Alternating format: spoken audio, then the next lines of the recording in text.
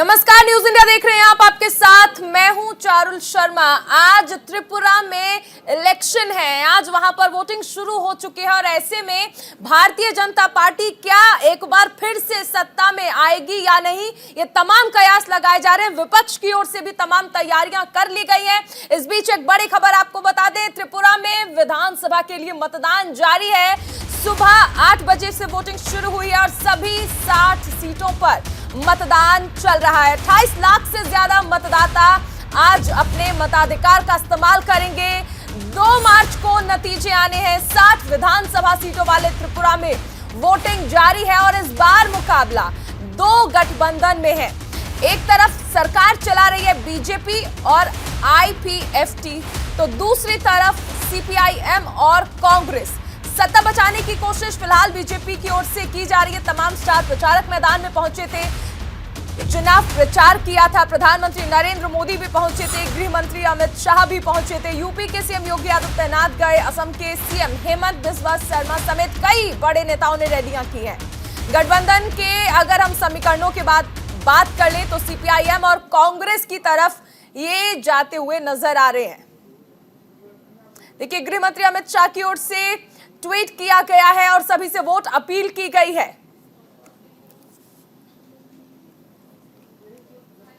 गृह मंत्री अमित शाह जिन्होंने ट्वीट किया है और सभी से अपील की है कि घर से बाहर निकले और अपने मताधिकार का इस्तेमाल करें। त्रिपुरा चुनाव को लेकर गृह मंत्री अमित शाह ने यह ट्वीट किया है। देखिए, भारतीय जनता पार्टी के सामने ये एक बड़ी चुनौती है कि आखिर कैसे वो 2018 वाले जो नतीजे हैं उन्हें दोहराए। हालांकि चुनौतियां इस बार कई हैं, लेकिन इन सबके बीच बीजेपी के स्टार प्रचारक लगातार पहुंचे त्रिपुरा और प्रचार किया, जिसमें केंद्र की तमाम योजनाओं को गिनाया और बताया कि किस तरह से त्रिपुरा के लिए लगातार केंद्र सरकार की ओर से कार्य किया गया है। हालांकि अगर हम देखें तो आदिवासी बहुल्य इलाके यहां पर सबसे अहम रोल निभाने वाले हैं सत्ता तक पहुंचने के लिए। जो खासकर 20 सीटें आदिवासी बहुल्य इलाके जो हैं, सबसे अहम मुद्दे क्या हैं वो हम आपको बता दें। पुरानी पेंशन योजना को बहाल करना, ग्रेटर त्रिपुरा लैंड की मांग जो लगातार की जा रही है, यहां पर स्वास्थ्य सेवा यहां पर अहम मुद्दे के तौर पर देखी जा रही है। वहीं शिक्षा को भी अहम मुद्दा माना जाता है, क्योंकि ये पूरा आदिवासी बेल्ट है और यहाँ पर माना जाता है कि बहुत ज्यादा अच्छी तरह से शिक्षा व्यवस्था नहीं दी जाती है, स्वास्थ्य सेवाएं यहाँ पर अच्छी नहीं है। बांग्लादेश से अवैध घुसपैठ को भी यहाँ पर एक अहम मुद्दा माना जाता है, क्योंकि बॉर्डर पर है त्रिपुरा और उसके बाद बांग्लादेश की ओर से जो अवैध घुसपैठ की जाती है उससे एक बड़ा मुद्दा माना जाता है। लेकिन बांग्लादेश की घुसपैठ से भी अहम है टिपरा लैंड की मांग जो की जा रही है यहाँ पर। क्या टिपरा लैंड की जो मांग है उसे पूरा किया जाएगा या फिर नहीं, क्योंकि इसको लेकर ही एक अहम मुद्दा है। इसको लेकर लगातार वहां पर मांग जो है वो उठती रही है। आदिवासी समाज देखिए, कई राज्य ऐसे हैं जहां पर सियासी खेल बनाने और बिगाड़ने की ताकत रखता है। उन्हीं में से एक राज्य है त्रिपुरा, जहां पर आज वोटिंग शुरू हो चुकी है। 60 सीटों पर मतदान यहां पर हो रहा है। नतीजे 2 मार्च को आएंगे।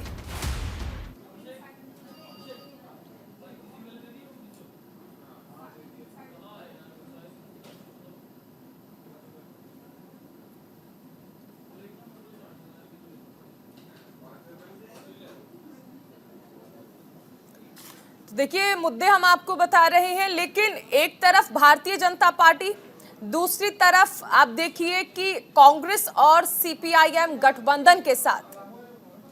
बहुत अच्छा है, शांतिपूर्ण वोट सब साल होता है, कोई दिक्कत नहीं होता है, सारे लोग सभी अच्छी है।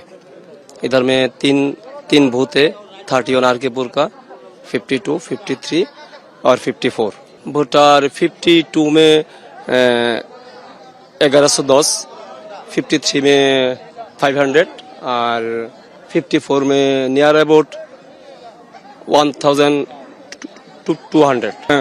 वोटर 5 बजे से लाइन धरा है, वोट देने के लिए, कारण 54 और 52 में बहुत ज्यादा वोटर है।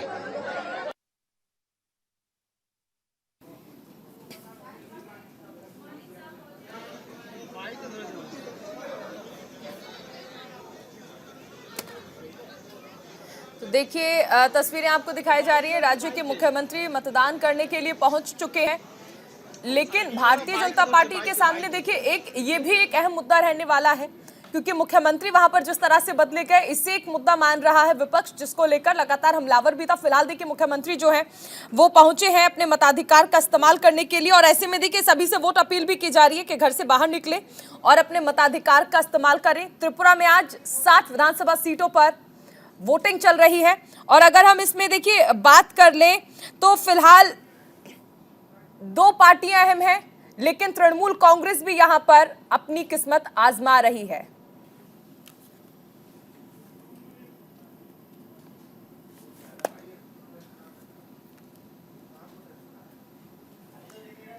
भारतीय जनता पार्टी के देख लिए सबसे अहम चीज है कि 2018 का इतिहास दोहराना, लेकिन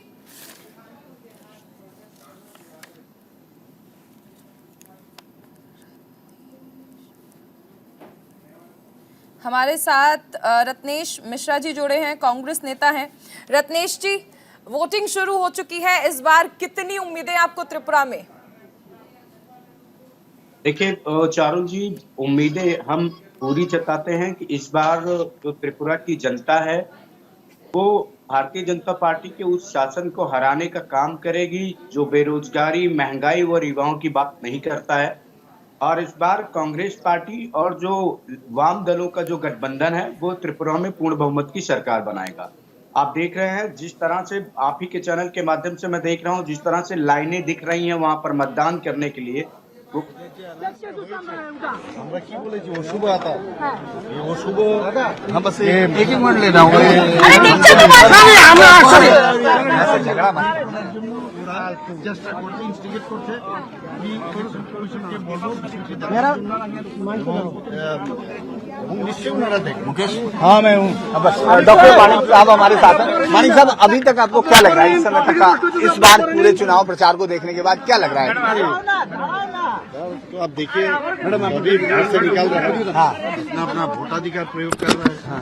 और आने वाले दिन भारतीय जनता पार्टी का सरकार यहाँ पर बनेगा। तो सबसे बड़ी चुनौती के तौर पे कोई चुनौती और हिंसा की जो घटना चुनौती है, ये लोग हिंसा ना करें। अच्छा, और जो इनका ये मेरा हमारे साथ चुनौती है हिंसा ना करें। और रात की घटना के बाद आपने कुछ और अलग से इंतजाम किए गए हैं सुरक्षा के? ये तो अपना इलेक्शन कमीशन जरूर करेंगे।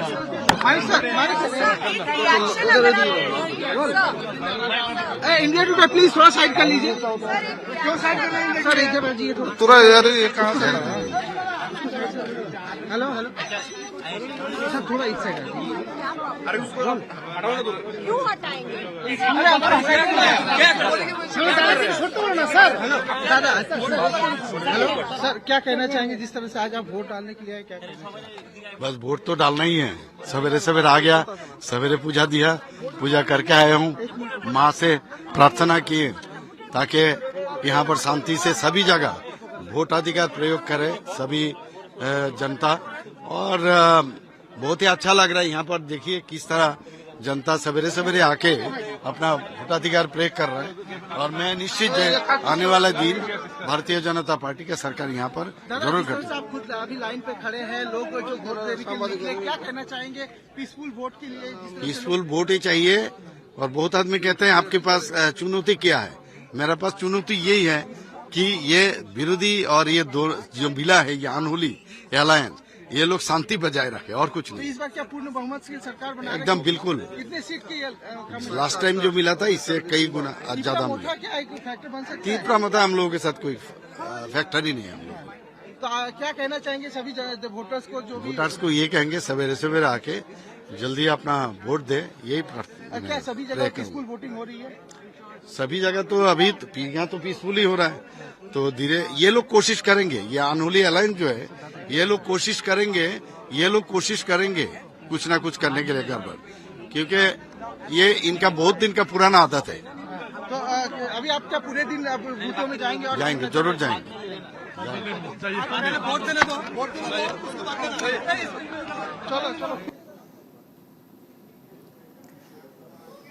सुना आपने मानिक शाह को, जो कि मुख्यमंत्री हैं और इस बार वोट करने के लिए पहुंचे, लेकिन कहीं ना कहीं अंदेशा जरूर जता रहे हैं कि ऐसा कुछ हो सकता है कि शायद राज्य की जो स्थिति है वो बिगड़ जाए।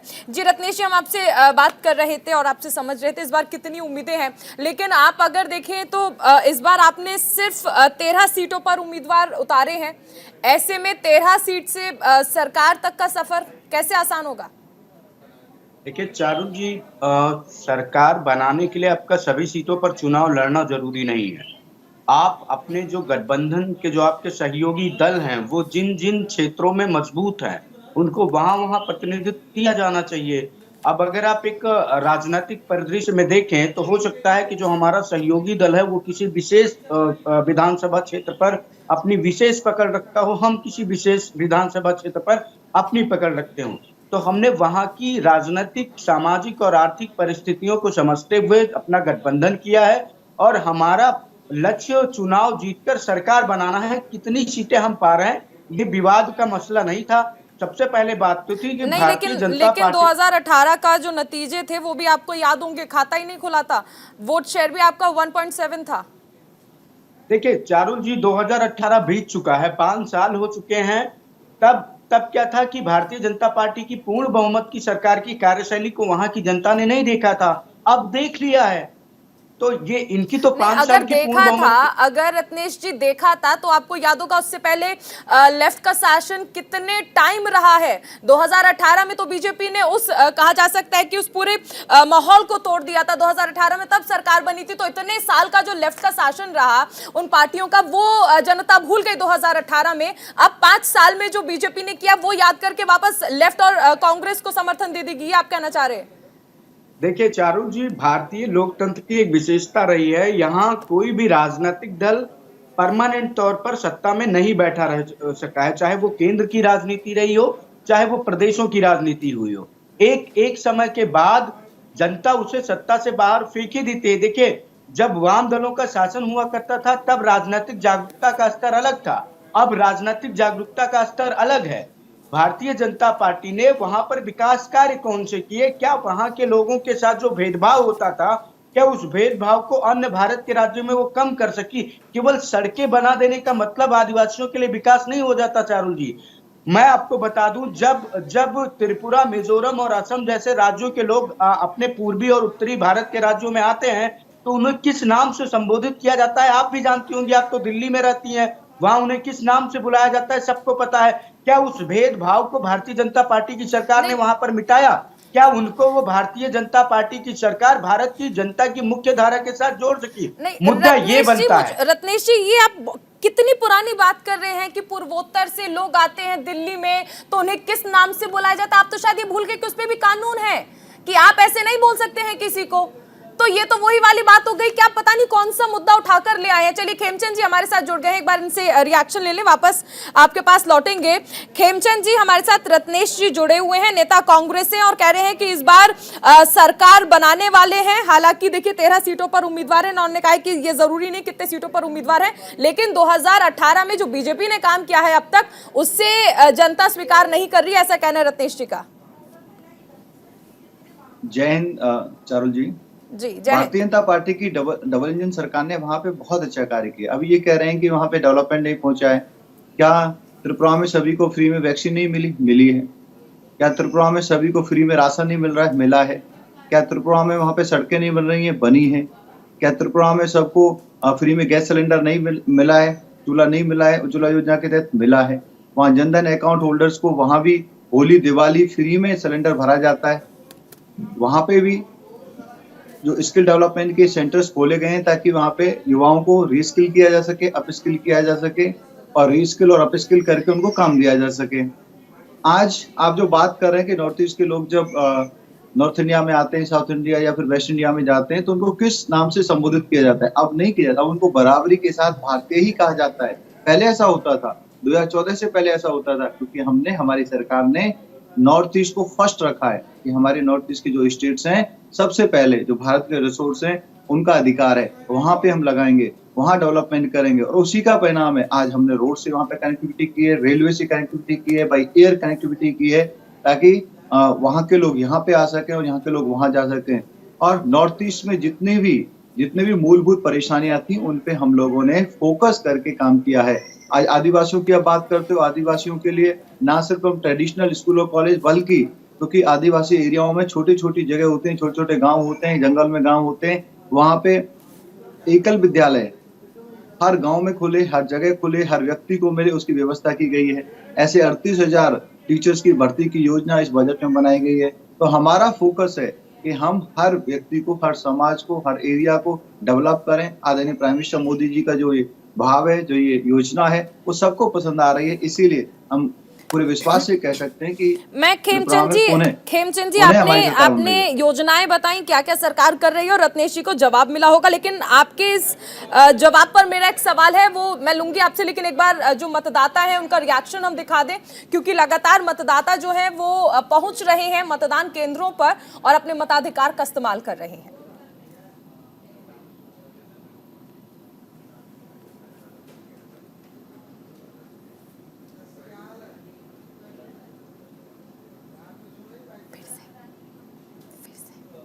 देखिए,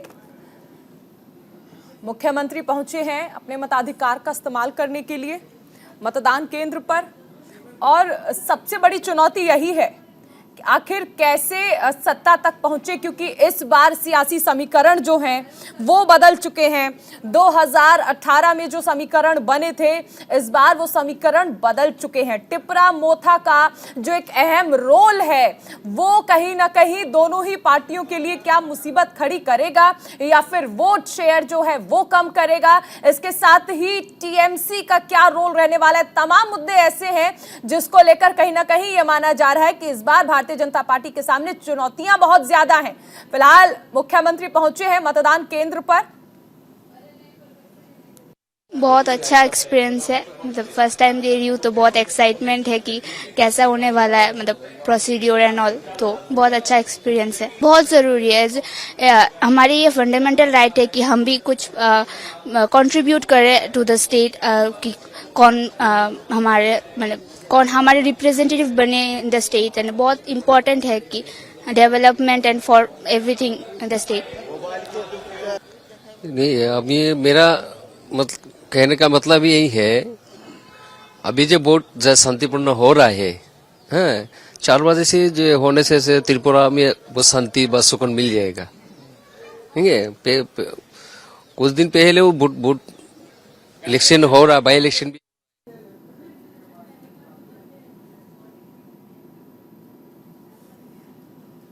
चलिए, तो मुख्यमंत्री ने मतदान कर दिया है। बड़ी खबर आपको बताई जा रही है, त्रिपुरा में मुख्यमंत्री ने मतदान कर दिया है और इसके साथ ही सभी से अपील की गई है कि घर से बाहर निकलें और अपने मताधिकार का इस्तेमाल करें।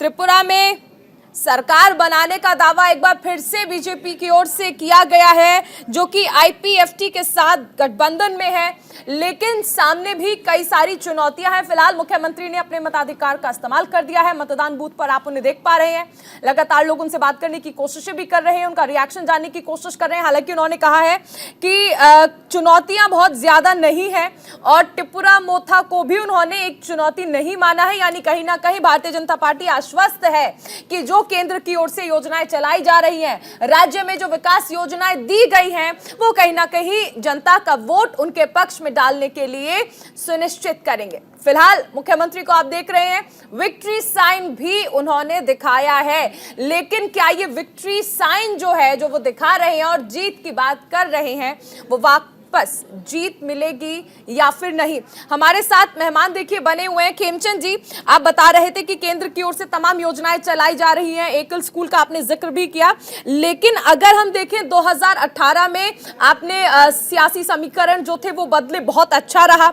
20 आदिवासी आरक्षित सीटों में से 10 आपको मिली, लेकिन 2019 में वोट शेयर में बिखराव नजर आए, जो कि 37% तक रह गया। अभी जिला परिषद के चुनाव हुए, उसमें भी बहुत ज्यादा अच्छा नहीं कर पाई बीजेपी। ऐसे में फिर सरकार बनने की उम्मीद आप कैसे कर रहे हैं, जबकि सियासी समीकरण बदले हुए हैं?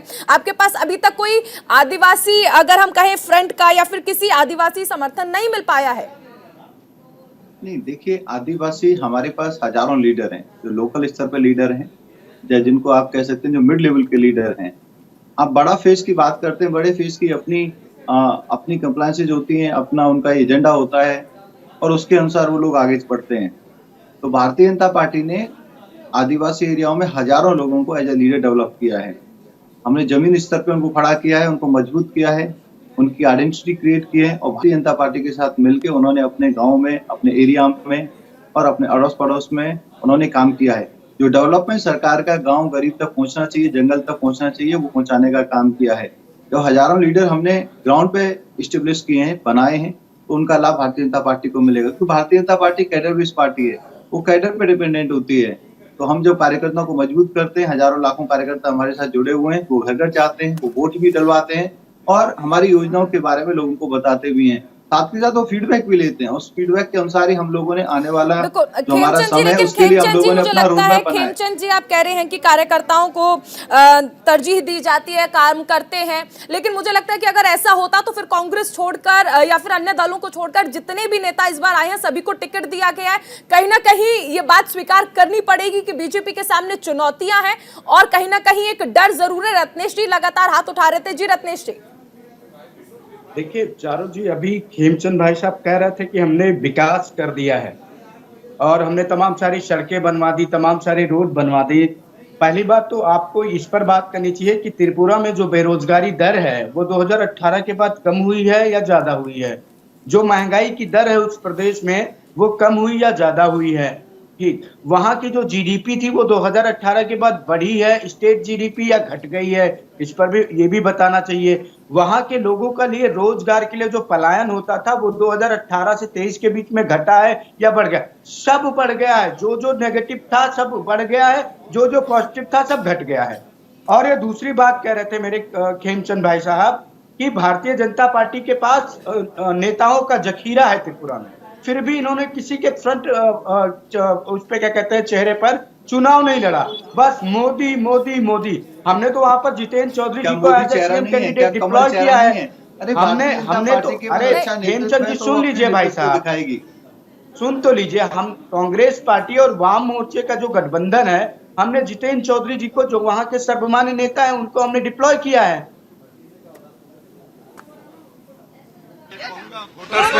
जल्दी जल्दी आके अपना वोट प्रदान करें।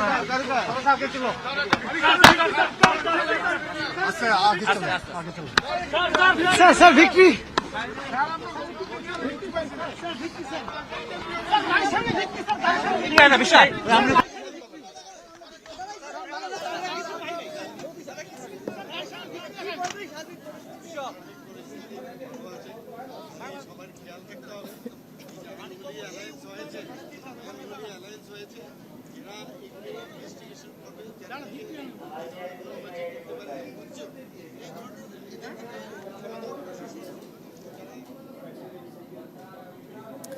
चलिए, तो हर कोई घर से बाहर निकल रहा है, अपने मताधिकार का इस्तेमाल कर रहा है। रत्नेश जी, आपका जवाब पूरा होगा। खेमचंद जी से भी सवालों का जो सिलसिला है वो जारी रहेगा। अभी लौटेंगे रत्नेश जी, लौटेंगे। एक छोटे से ब्रेक के लिए हम रुक रहे हैं, लेकिन त्रिपुरा में किस तरह से वोटिंग परसेंटेज आगे बढ़ रहा है, मतदाताओं के रुझान किस ओर जा रहे हैं और क्या क्या अहम मुद्दे रहेंगे जिन पर बात करनी जरूरी है। त्रिपुरा का रण आप देख रहे हैं कि आखिर त्रिपुरा में जो मतदाता अपने घरों से बाहर निकले हैं अपने मताधिकार का इस्तेमाल करने के लिए, वो इस बार जीत का सेहरा किसके सर सजाएंगे, ये देखना दिलचस्प होगा। नतीजे तो तारीख को आएंगे, लेकिन फिलहाल 8 बजे से मतदान शुरू हो चुका है। इस बीच एक बड़ी खबर, त्रिपुरा में विधानसभा चुनाव की वोटिंग जो है वो शुरू हो चुकी है। 60 विधानसभा सीटों पर वोट डाले जा रहे हैं। मतदान केंद्र पर वोटर्स की लंबी कतार देखने को मिल रही है। वोटिंग को लेकर मतदाताओं में खासा उत्साह देखने को मिल रहा है। मतदान केंद्र पर सुरक्षा व्यवस्था के पुख्ता इंतजाम किए गए। सुबह 7 बजे से वोटिंग देखिए चल रही है और ऐसे में सुरक्षा व्यवस्था के पुख्ता इंतजाम किए गए हैं। सुबह से ही शांतिपूर्ण मतदान वहां पर चल रहा है। 60 विधानसभा सीटों वाले त्रिपुरा में वोटिंग हो रही है।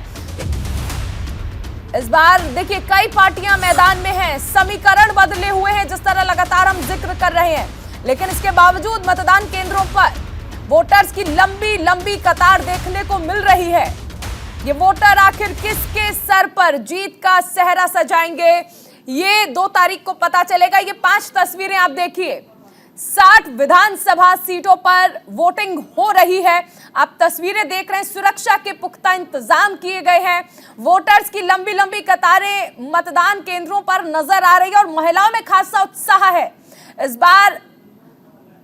और महिलाएं घर से बाहर निकल रही हैं, अपने मताधिकार का इस्तेमाल कर रही हैं और बुजुर्गों में भी वोटिंग को लेकर उत्साह देखने को मिल रहा है। तो त्रिपुरा में किस तरह से मतदान हो रहा है, 5 तस्वीरों के जरिए आप देख पा रहे हैं कि किस तरह से सुबह 7 बजे से मतदाता जो है वो अपने मताधिकार का इस्तेमाल कर रहे हैं। क्या वहां पर स्थिति है, सुरक्षा को लेकर किस तरह के इंतजाम किए गए, तमाम तस्वीरें आपके टेलीविजन स्क्रीन पर।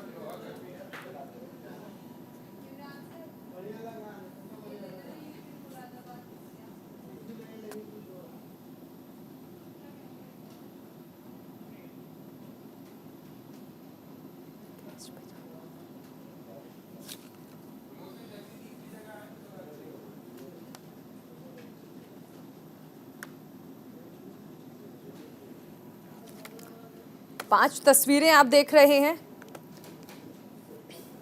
बहुत अच्छा एक्सपीरियंस है, मतलब फर्स्ट टाइम दे रही हूँ तो बहुत एक्साइटमेंट है कि कैसा होने वाला है, मतलब प्रोसीड्योर एंड ऑल। तो बहुत अच्छा एक्सपीरियंस है, बहुत ज़रूरी है। हमारी ये फंडामेंटल राइट है कि हम भी कुछ कंट्रीब्यूट करें टू द स्टेट, कि कौन हमारे रिप्रेजेंटेटिव बने इन द स्टेट। एंड बहुत इम्पोर्टेंट है कि development and for everything in the state. नहीं, अभी मेरा कहने का मतलब यही है, अभी जो वोट जो शांतिपूर्ण हो रहा है, 4 बजे से जो होने से त्रिपुरा में वो शांति व सुकून मिल जाएगा। ठीक है, कुछ दिन पहले वो वोट इलेक्शन हो रहा, बाई इलेक्शन भी हो रहा है, पुर निगम भी वोट हुआ, शांतिपूर्ण वोट नहीं हुआ। अभी जो वोट हो रहा है ना, जब लाइन देखे कितना लाइन चल रहा है, तभी शांतिपूर्ण होने से पुर निगम में हम वोट नहीं दिया नहीं, बाई इलेक्शन में वोट नहीं दिया। अभी आज असल में इलेक्शन में हम वोट दे रहे हैं, ये मेरा खुशी है। सारा त्रिपुरा में शांति मिल जाएगा, शांति आ जाएगा। चलिए, तो आप देख रहे हैं कि किस तरह से जो मतदाता हैं वो अपने मताधिकार का इस्तेमाल करने के लिए पहुंच रहे हैं। लेकिन अगर हम बात कर ले त्रिपुरा की, तो तमाम ऐसे मुद्दे हैं जो एक बड़ी चुनौती है, चाहे भारतीय जनता पार्टी की आप बात कर लें या फिर 25 साल से जिस तरह से लेफ्ट और कांग्रेस का शासन रहा है त्रिपुरा में, उसे हटाकर 2018 में भारतीय जनता पार्टी वहां पर सरकार में आई थी। तो चुनौतियां बहुत सारी हैं। मेहमान हमारे साथ बने हुए हैं, रत्नेश जी हमारे साथ है, नेता कांग्रेस, और खेमचंद जी नेता बीजेपी हमारे साथ जुड़े हुए हैं। मैं आपके पास आना चाहूंगी खेमचंद जी। रत्नेश जी आपका जवाब पहले अधूरा रह गया था, लौटेंगे, लेकिन खेमचंद जी से एक सवाल है। लौटूंगी रत्नेश जी, लौटूंगी। खेमचंद जी, मैनिफेस्टो में ये जो स्वायत्तता का ऐलान किया गया है, इसे मैं थोड़ा सा समझना चाहूंगी, क्योंकि देखिए टिपरा लैंड की मांग की जा रही थी, लंबे वक्त से ये मांग की जा रही है। क्या टिपरा लैंड देने के लिए राजी हो गई है बीजेपी? क्योंकि ये स्वायत्तता का जो ऐलान किया गया है बीजेपी की ओर से मैनिफेस्टो में, यानी राष्ट्रवाद की बात करने वाली भारतीय जनता पार्टी जब अलगाववाद की बात करने लगे, यानी क्योंकि जहां बात स्वायत्तता की आ जाएगी तो वहां पर तो उनका अलग शासन हो गया, उनकी अलग मांगे हो गई, उनका अलग सब कुछ हो गया, तो फिर ये कैसे चलेगा? नहीं, ये कुछ मिस इन्फॉर्मेशन है। भारतीय जनता पार्टी कभी भी एक अलग राज्य की स्थापना के लिए कभी भी समर्थन नहीं दे सकती। भारतीय जनता पार्टी ने किसी आधार पे, मतलब समझना चाहती हूँ इसका क्या मतलब है, क्योंकि स्वायत्तता से आप जो बात करेंगे, आप जहाँ भी आदिवासी एरियाएं, हिल एरियाएं, न सिर्फ त्रिपुरा बल्कि और राज्यों में, आप आसाम में भी देखेंगे या फिर लद्दाख में भी देखेंगे, एक अपनी बॉडी होती है, कॉन्स्टिट्यूशनल बॉडी होती है उनकी, उसमें कुछ रिप्रेजेंटेटिव होते हैं, तो जो लोकल मुद्दों पे वो डिसीजन ले सकते हैं, अपना डेवलपमेंट प्लान कर सकते हैं, अपनी संस्कृति के हिसाब से काम कर सकते हैं। तो इस तरीके की बॉडी कॉन्स्टिट्यूट हो सकती है जिसमें अपने हिसाब से वहां पे काम किए जाते हैं। लेकिन स्टेट अलग से बनाई जाए, राज्य अलग से बनाया जाए, ऐसा भारतीय जनता पार्टी का कोई विचार नहीं है, और न ही भारतीय जनता पार्टी ऐसे विचार का समर्थन करती है। और भारतीय जनता पार्टी ने वहां पे कानून स्थापित किया है। अभी आपने देखा हुआ, एक मुस्लिम मतदाता कह रहे हैं कि हम लोग पहले वोट नहीं कर पाते थे, लेकिन अब वोट कर पा रहे हैं, क्योंकि वहां पे कानून का राज है। 25 साल जिस तरीके से लेफ्ट ने राज किया, त्रिपुरा को बर्बाद कर दिया, उन्होंने त्रिपुरा को पीछे धकेल दिया, वहां डेवलपमेंट नहीं किया, सिर्फ और सिर्फ अपीजमेंट की राजनीति की। त्रिपुरा के बहुत सारे एरिया का डेमोग्राफी चेंज कर दिया, बांग्लादेश से आने वाले बांग्लादेशियों को बसा के, क्योंकि उनको लग रहा था कि लोकल लोग उनका समर्थन नहीं करते, तो बांग्लादेशियों को बसा के उन्होंने डेमोग्राफी तक चेंज कर दी। तो भारतीय जनता पार्टी के काम को देख रहे हैं लोग, सांस्कृतिक डेवलपमेंट को देख रहे हैं, देश की सुरक्षा को देख रहे हैं, अपने भविष्य को देख रहे हैं, इसीलिए भारतीय जनता पार्टी की सरकार को त्रिपुरा में वापस लाना चाहते हैं। और सभी समाज के लोग, एक पर्टिकुलर धर्म की बात नहीं करूंगा, जाति की बात नहीं करूंगा, सभी समाज के लोग, वैसे ही ट्राइब्स में भी आज ट्राइब्स जानते हैं कि ये भारतीय जनता पार्टी है जिन्होंने एक ट्राइब्स को उच्चतम पद पे बैठाया है, राष्ट्रपति बनाया है, मान सम्मान दिया है। उससे पहले किसने मान सम्मान दिया? सिर्फ और सिर्फ उनको यूज करते थे, वोट बैंक के लिए यूज करते थे, और वोट मिली उसके बाद भूल गए। लेकिन भारतीय जनता पार्टी ने ट्राइब्स को बराबरी का हक दिया, बराबरी का हक देने के बाद सर्वोच्च पद दिया। आपने कहा कि आदिवासियों को सम्मान दिया, महामहिम बनाया, अच्छी चीज है, लेकिन एक सवाल यहाँ पर मैं ये जानना चाहूंगी कि क्या किसी एक व्यक्ति के पुनर्वास से पूरे समुदाय का पुनर्वास हो सकता है? मैं तर्क इस पर जरूर दूंगी। आपको याद होगा ज्ञानी जैल सिंह जब राष्ट्रपति थे तब सिख दंगे हुए थे, अब्दुल कलाम जी की अध्यक्षता में देश में मुसलमानों में सुरक्षा न होने की भावना उत्पन्न हुई थी। इसके साथ ही रामनाथ कोविंद की अध्यक्षता में भी अनुसूचित जातियों को कोई संवैधानिक अधिकार नहीं मिला। तो एक व्यक्ति के अगर आप कहें कि पुनर्वास से पूरे समुदाय का पुनर्वास हो जाएगा, ये क्या इस पे आप कहना चाहेंगे? नहीं, वो एक व्यक्ति नहीं है, इंस्टीट्यूशन है। उन्होंने लंबे समय तक उड़ीसा में काम किया है, एमएलए रही हैं, जनसेवा की है, और बहुत ज्यादा लोग उनको पसंद करते हैं, उनका साथ देते हैं, उनको फॉलो करते हैं। तो एक इंस्टीट्यूशन को जब एम्पावर किया जाता है तो एक समाज एम्पावर होता है। आपने कहा अब्दुल कलाम जी की, तो जितने भी नेशनलिस्ट हमारे अच्छे मुस्लिम हैं, सब अपने आप को एम्पावर फील करते थे। वो जो इकोसिस्टम का पार्ट है, उनको तो आप कुछ भी दे दो, वो फिर भी रोएंगे, वो रोते रहेंगे, उनके रोने से कोई फर्क नहीं पड़ता। और आज पता चल रहा है कि वही लोग हैं जो अपनी मूवी के थ्रू अपना, किसके रोने से फर्क नहीं पड़ता? इकोसिस्टम जो प्रोपेगेंडा चलाता है, जो देश विरोधी प्रोपेगेंडा चलाता है, जो करोड़पति अरबपति होते हुए भी कहता है कि हम देश में सुरक्षा महसूस नहीं करते, और मैं नाम नहीं लेना चाहूंगा। और वो लोग आज देख रहे हैं किस तरीके से भारत में मुसलमान सुरक्षित है, भारत में सभी लोग सुरक्षित हैं, जबकि अड़ोस पड़ोस में आप जाइए, अभी पाकिस्तान से चाइनीज एम्बेसी तक बंद हो गई। चाइनीज एम्बेसी तक मतलब चाइनीज जो उनका दोस्त था वो भी बंद हो गए। वहां पे खुद अपने समाज के लोग सुरक्षित नहीं है। तो जो हमारे देश को कंपेयर करते थे, तुर्की से कंपेयर करते थे, पाकिस्तान से कंपेयर करते थे, दूसरे देशों से कंपेयर करते थे, आज उनको पता चल गया। तो जो इकोसिस्टम का पार्ट है, जिनका काम ही ये है। लेकिन आपको नहीं लगता खेमचंद जी कि कोई भारतीय जनता पार्टी के काम को पसंद करे या ना करे, किसी बड़े लीडर के काम को पसंद करे या ना करे, लेकिन हर व्यक्ति, चाहे वो करोड़पति हो, आपने कहा कि जो करोड़पति है देखिए उनकी भावना अलग है, करोड़पति हो या गरीब हो, लोअर मिडिल क्लास से आए, अपर मिडिल क्लास से आए, मिडिल क्लास से आए, सब में सुरक्षा की भावना होनी जरूरी है। उसका क्लास से कोई मतलब नहीं है कि वो करोड़पति है, वो रोडपति है, वो गरीब है। मैंने क्या कहा? मैंने कहा सुरक्षा की भावना होनी चाहिए, सुरक्षा की भावना है, लेकिन जो इकोसिस्टम का पार्ट है, जिसने डिसाइड किया हुआ है, जिसने तय किया हुआ है कि हमें देश को बदनाम करना है, हमें सरकार को बदनाम करना है, आप उसको कैसे सेटिस्फाई करोगे? और उनमें कुछ लोग तो ऐसे हैं, जो मैंने एग्जांपल दिया, जो करोड़पति भी हैं, अरबपति भी हैं, और जिनको फर्स्ट सिटीजन की तरह उनको अधिकार मिले हुए थे। और पिछली सरकार में तो वो दूसरे लोगों से ज्यादा अधिकार लिए हुए थे, लेकिन मैं इस पर रत्नेश जी का एक रिएक्शन ले लूं, एक छोटा सा रिएक्शन रत्नेश जी का ले लूं। रत्नेश जी आप क्या कहेंगे? आप क्या कहेंगे रत्नेश जी? एक छोटा सा लौटूंगी एक छोटा सा रिएक्शन मैं रत्नेश जी का ले लूं। देखिए चारुल जी, अभी मैं आप ही के चैनल पे माननीय मुख्यमंत्री त्रिपुरा को सुन रहा था, तो उन्होंने कहा कि हमारे लिए सबसे बड़ी चुनौती है कि राज्य में चुनाव के दौरान कोई हिंसा न हो। मतलब मुख्यमंत्री ही इस बात को लेकर निश्चिंत नहीं है, आश्वस्त नहीं है कि उसका जो पुलिस प्रशासन है और जो वहां पर पैरामिलिट्री फोर्सेस है जो डिप्लॉय की गई इलेक्शन कमीशन ऑफ इंडिया के द्वारा, वो उसको सुरक्षा प्रदान करने में सक्षम है। मुख्यमंत्री ही सुरक्षा को लेकर आश्वस्त तो नहीं है, और भाजपा के प्रवक्ता बंधु कह रहे हैं कि हमने सबको सुरक्षा दे दी। और एक बात अभी भाजपा के प्रवक्ता बंधु ने कही कि जो माइग्रेट करके आए हैं बांग्लादेश से, तो मैं उनसे पूछना चाहता हूं कि 18 लाख वोटर जो नाथ संप्रदाय के हैं वो सब बांग्लादेश से माइग्रेट करके आए हैं, तो वो भारतीय जनता पार्टी के वोटर हैं या वो बांग्लादेश से घुसपैठिए हैं?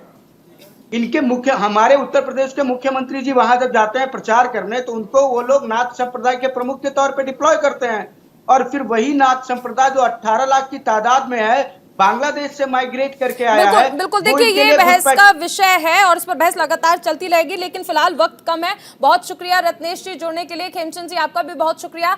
तो त्रिपुरा में लगातार जो तस्वीरें आएंगी लगातार आप तक पहुंचाई जाएंगी।